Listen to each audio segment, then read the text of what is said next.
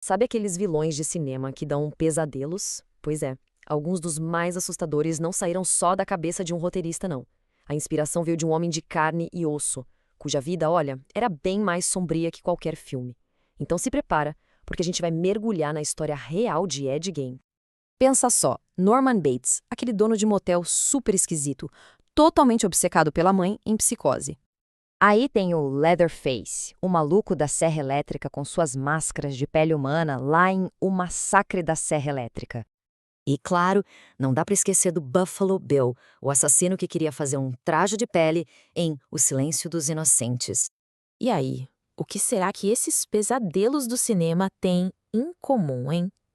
A resposta, eu já adianto, é mais sinistra do que qualquer filme de terror que já fizeram. Acredite se quiser, todos eles foram inspirados por uma única pessoa, um cara chamado Edward Gein. E o mais bizarro é que para os vizinhos dele lá em Plainfield, no Wisconsin, ele era só um faz-tudo, quieto, meio estranho, sabe? Mal sabiam eles que a realidade era um show de horrores. Então, quem foi esse tal de Edward Theodore Gein? Bom, oficialmente ele foi condenado por assassinato e por roubar túmulos. A história dele se passa numa fazenda bem isolada, um lugar onde a solidão e a loucura acabaram fermentando e, no fim, criaram um monstro de verdade. E foi no dia 16 de novembro de 1957 que a casa começou a cair para o Gein. Foi assim, a dona da loja de ferragens da cidade, uma mulher chamada Bernice Warden, simplesmente sumiu. E adivinha quem foi a última pessoa a ver ela com vida? O próprio Ed Gein. Essa foi a pista que levou a polícia direto para a fazenda dele, e o que eles acharam lá, bom, era simplesmente impensável. Quando os investigadores chegaram lá, eles perceberam que o buraco era muito mais embaixo. Não era só sobre o desaparecimento da Bernice. Olha só que doido. O Gein foi oficialmente ligado a apenas 2 mortes. Mas o horror que ele causou ia muito, muito além disso. Ele mesmo confessou que profanou pelo menos 9 túmulos, desenterrava corpos para usar nos seus, digamos, projetos macabros. Mas para a gente entender como a mente do Ed Gein funcionava, ou não funcionava, né? A gente precisa voltar um pouco e falar da pessoa que o moldou, a mãe dele, Augusta. Ela foi, sem dúvida, a grande arquiteta daquela psique completamente destruída. A Augusta Gein era intensa. Ela mandava na casa com mão de ferro e uma bíblia na outra mão. Ela era uma luterana fanática. E por causa disso, isolou completamente o Ed e o irmão dele do resto do mundo. Todo santo dia o discurso era o mesmo. O mundo lá fora é um poço de moralidade, bebida é coisa do diabo, e todas as mulheres, com exceção dela, claro, eram prostitutas. E as partes da Bíblia que ela lia para eles, só as que falavam de morte, assassinato e castigo de Deus. E aí, num piscar de olhos no espaço de só 5 anos, o mundo do Gein desabou. Primeiro, em 1940, o pai dele, que era alcoólatra, morreu. 4 anos depois, em 44, o irmão, Henry, que aliás estava começando a bater de frente com a mãe, morreu num incêndio bem esquisito. E para fechar, em 1945, a mãe, Augusta, a única pessoa que importava para ele, também se foi. Do nada, ele ficou, como disse um biógrafo, completamente sozinho no mundo. Então, voltando para aquele dia, a polícia chega na fazenda do Gein procurando pela Bernice Warden, certo? Só que o que eles encontram lá dentro não era só uma cena de crime. Era muito pior. Era como entrar num museu particular doentio, o museu da depravação humana. Imagina a cena.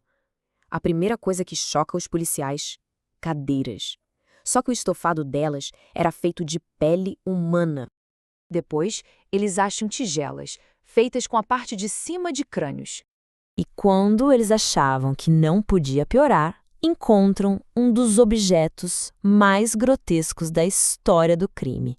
Um cinto, feito inteirinho de mamilos humanos. E acredite, a lista de bizarrícias não parava por aí.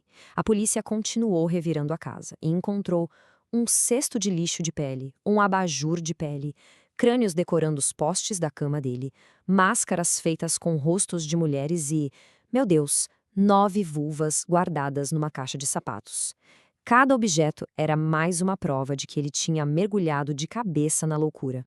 Quando perguntaram para o James sobre ele roubar túmulos, ele descreveu uma sensação estranha, como se estivesse em transe. Ele disse, com as palavras dele: "Eu estava num estado meio aéreo. Parecia que eu estava num mundo só meu." Aparentemente, ele desenterrava corpos de mulheres mais velhas, que lembravam a mãe dele. Era uma tentativa doentia, bizarra, de trazer Augusta de volta para a vida dele. Mas a história do Gane não acaba com ele sendo preso, não.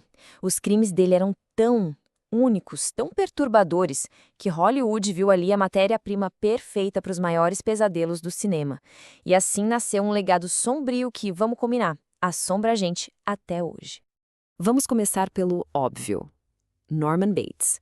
Aquela obsessão do Jane pela mãe dominadora, o fato de ele manter o quarto dela intocado, como se fosse um santuário, isso é a inspiração direta para o personagem de Psicose. O filme, basicamente, pegou essa devoção doentia e transformou num ícone do terror, né?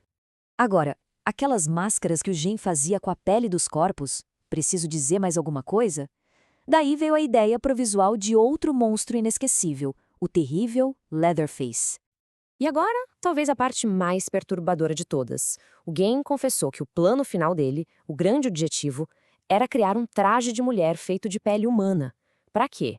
Para que ele pudesse, literalmente, se vestir de mulher e se tornar a própria mãe. Essa fantasia bizarra foi a semente para o personagem do Buffalo Bill em O Silêncio dos Inocentes. E tudo isso leva a gente a uma pergunta final, que fica ecoando na cabeça. O que, no fim das contas, dá mais medo? Os monstros que a gente vê na tela, que foram criados só para assustar, ou a realidade terrível, inegável do homem que serviu de inspiração para todos eles? A resposta para essa pergunta talvez seja exatamente o porquê dessas histórias continuarem assombrando tanto a gente.